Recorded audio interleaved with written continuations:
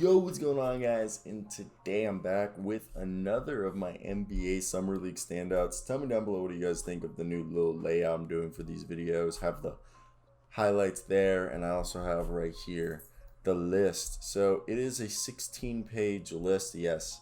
So before we start today's video, I want to hear who do you guys have as your best standouts, either rookies or veterans, and let me hear them in the comment section down below. Besides that, guys, hit the like and subscribe button to help support the channel, and let's get right through it. I'm just going to show you guys right here. I'm scrolling through the list, but what I wanted to show you, the players that I don't have little experts for are these rookies and non-rookies, which are Marcus Garrett, Jericho Sims, Chris Duarte, Dwayne Washington Jr., Josh Christopher, Romeo Langford, Demboya, Sadiq Bey, KJ Martin, Nick Richards, Leandro Ball, Malik Newman, John Conchar, Giannis Tima, Marko Simonovic, Jalen Morris, and Daniel Oturo. Everyone I'll talk about. But let's get right in today. Obi Toppin. Dude, this guy has been awesome. He's a little bit under 10 rebounds a game, been averaging about 20 points. And he's been a guy who's been getting some blocks. He's blocking shots, getting steals, playing some good defense. And he was a guy who wasn't really impressive during his rookie year. He averaged only 4 points, 2 rebounds. But he's a guy who saw more action in the playoffs. And now he looks like a guy who's going to be a key contributor for Tom Thibodeau, especially that he looks like he can be maybe a plus defender in the NBA. Next up, Cade Cunningham. One thing that I think the Pistons are trying to see if Killian Hayes and Cade Cunningham can coexist on the floor, and there's been times where Cade Cunningham's just standing in the corner and you're like, give Cade the ball. So I think they're going to try. We're going to see like a Dennis Smith Jr., Luka Doncic kind of rookie year where they try to make them coexist, but then they're like, this isn't working. Let's just give the keys to Luka. And I think that's what's going to happen. They're going to try to make Cade and Killian Hayes coexist, and I don't think it's going to work. And then Killian Hayes, they're going to find a lot more success with him off the bench. Cade Cunningham's amazing. Not Cade. Killian Hayes is off the bench. I don't know if I said Cade. I don't know.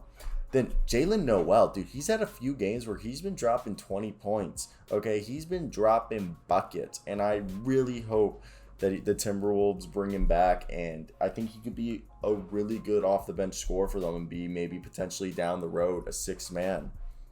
Trent Forrest, he's a 6'3", shooting guard. They have him at right here at point guard, but he's a guy who plays like he's 6'6", 6'5". I honestly, when I saw that he was 6'3", I was like, dude, this is a guy who grabs boards, plays really good defense, and is a confident shooter. I think he looks like a great find for the Utah Jazz. Kira Lewis Jr. might be the second fastest NBA player behind De'Aaron Fox. Like, Kira Lewis Jr. just sprints down the court, and there's multiple times where Evan Mobley or another guy big man was guarding the rim, and Kira Lewis just went fearless to the basket. Moses Moody, I've said this before, I think he has a higher floor but a lower ceiling than Jonathan Kuminga, and I think right now, he has a higher floor but a lower ceiling. Yeah, I said that correctly. And I think Moses Moody will have more playing time than Jonathan Kuminga, and he's shown it. He's a guy who's a fearless scorer, and he's a great 3-and-D. He's like 6'7" with a 7'1" wingspan.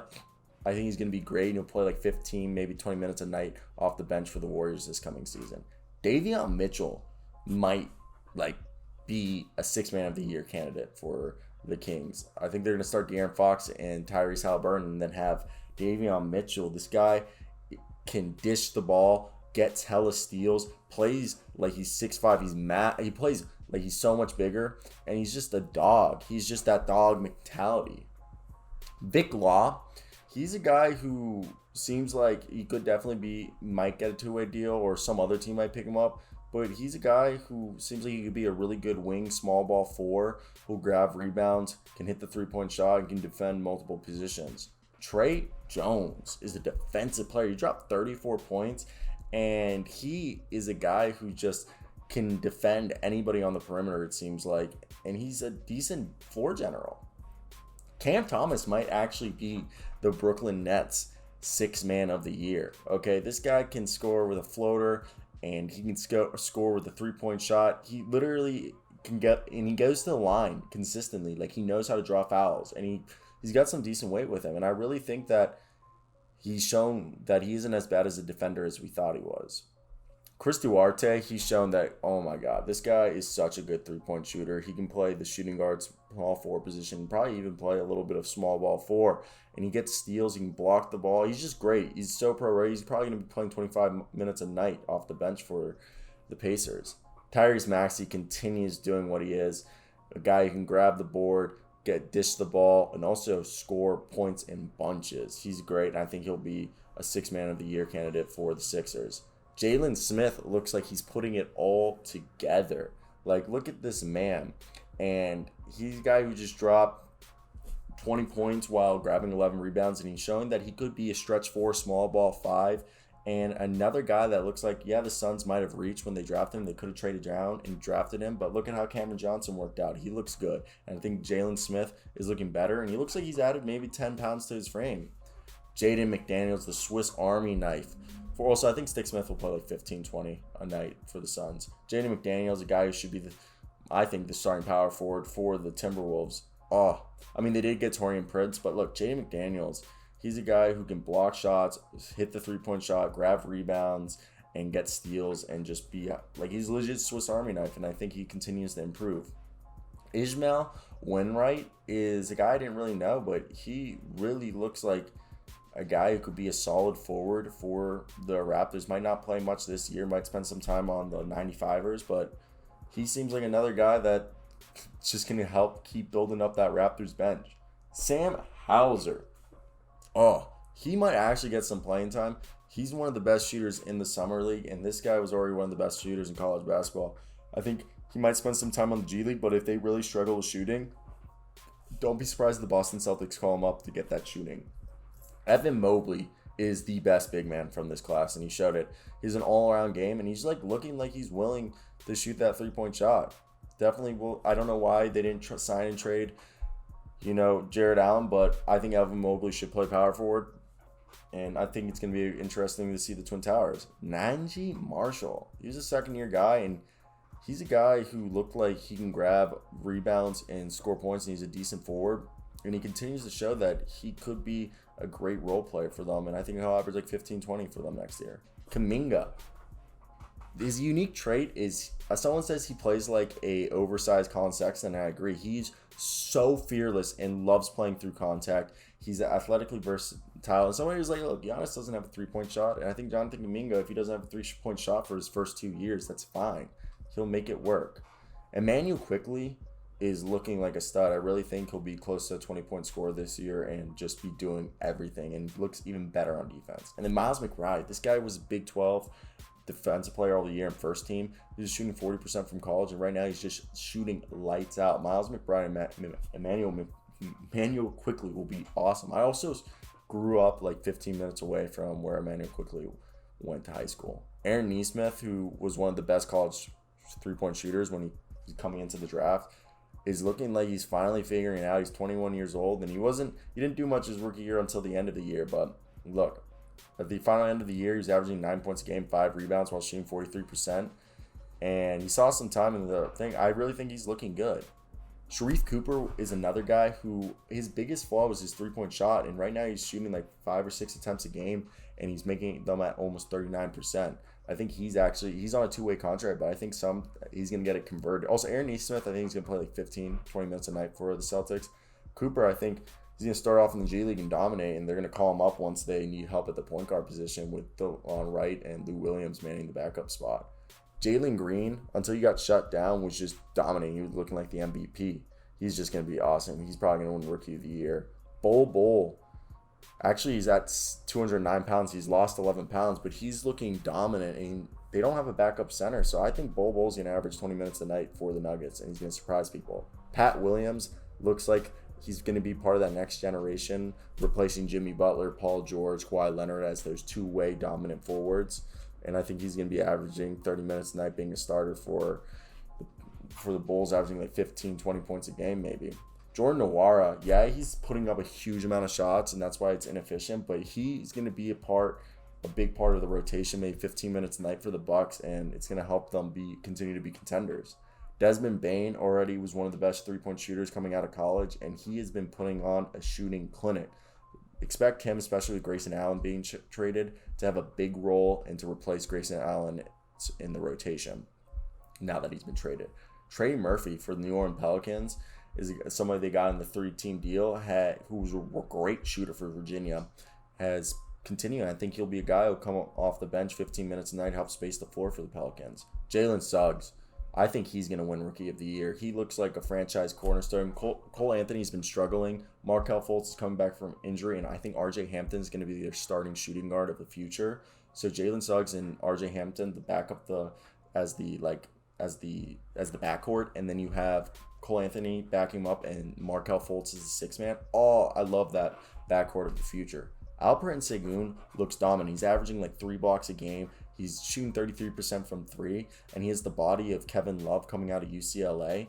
I really, really, really think he's going to be a dominant guy, and once he gets that 3-point shot, I think he's going to be a small ball 5 and a dominant stretch 4. Scotty Barnes continues to look like a great player, and yeah, the 3-point shot isn't 100% there, but Nick Nurse is one of the best shooting coaches in the league, so I think he'll fix that. So I think that'll get fixed. I think it really will. So then you got Kai Jones. He made his debut, and he had double-double, and he looked like a guy who can guard 1 through 5. And I expect him to average like 15 to 20 minutes a night. Scotty Barnes will start, I think, by the end of the year. He might come off the bench for the start, but he'll come off the bench. He'll start by the end of the year. Payton Pritchard keeps getting better. And Payton Pritchard is going to have a big part. They have Payton Pritchard and Dennis Schroeder as the offensive guards, and Marcus Smart and Chris Dunn as the defensive guards. Oh, I like that. And I think Payton Pritchard is going to be playing like 20, 25 minutes a night for them and be averaging like 13 points, 14 points. Devin Vassell. Oh, this guy is another guy who I think is going to be one of the best two-way guards, swingmen who can play small forwards. And he's going to look great. I love the idea of Devin Vassell, Josh Primo, DeJounte Murray, Kellon Johnson, Lonnie Walker, Jokic Pirtle, Zach Collins. Oh, that's amazing. Josh Primo, he might not play much this year, but I think he'll be good. Udoka Azubuike's just been dominant. He's just been blocking stuff, grabbing rebounds, finishing at the rim. And I think he's going to be playing more minutes than Hassan Whiteside. Max Struss got a deal, and so did Omar Yurtseven. Hopefully I said both of those names correctly. If I didn't, tell me down below. Omar's been just dominating, scoring so many points, blocking shots, grabbing rebounds. And I think he's going to be their primary backup center over Dwayne Dedmon. And Max Strauss might end up being their poor man version of Duncan Robinson that they got locked up on a deal. I expect both guys to play 10 to 15 minutes a night for the Heat. Maiko, did I say that right? Makayo Teague is a guy who could be a guy they put on a two-way deal who could be a decent guard for the Jazz. I think he's been fun to watch. I don't know much about him. Tell me. Xavier Tillman, he's a 4, but I think he's a perfect, ideal modern-day 5 who, next to Jalen, Jaren Jackson, Brandon Clark, I love Xavier Tillman being put there. Romeo Weems is a forward out of DePaul, and he's a guy who's great he's kind of like the Kroger version of Paul Reed Jr., but I think he could be a good player. Devontae Kaka is a guy who's his second or third year with the Lakers now, and I don't think he's going to do anything for them, but Marcus Garrett is probably the best perimeter defender in the summer league. Jericho Sims is looking like a great rim runner, lob threat, and a rim protector. Chris Duarte, that I said already, didn't realize that I had him on that list. Dwayne Washington Jr., Josh Christopher have all been great. Daniel Turo's blocking everything. Giannis Timon he's the next Birdman. He's so much fun to watch. John Conchard's a point guard who's averaging like a double-double. It's leading. He's in top 5 for rebounds. It's absurd. Romeo Langford's been good. Demboya's been a defensive freak. Nick Richards looks like a solid center. Malik Newman's putting up a clinic. Leandro Ball's been shooting great. KJ Martin's been good. Sadiq Bey's been good. Who else? Jalen Morris has been all right. Marko Simonovic. They're all been good. Let me hear what you guys think of my list. That's it. Peace out. Got to go to the airport.